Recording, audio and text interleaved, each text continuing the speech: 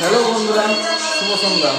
তো আমাদের আজকে 11/1/2025 নিউ অফিস চালু করা হলো আমাদের কোচবিহার উত্তরবঙ্গে।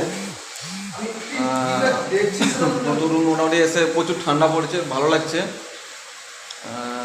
সেই জন্য একটু বড় রেডি করছি।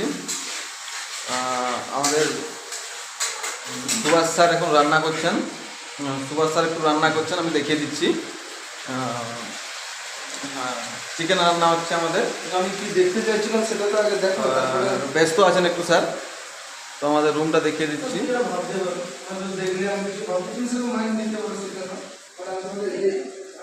এটা আমাদের রুম, এখানে ঘুমানো হয়।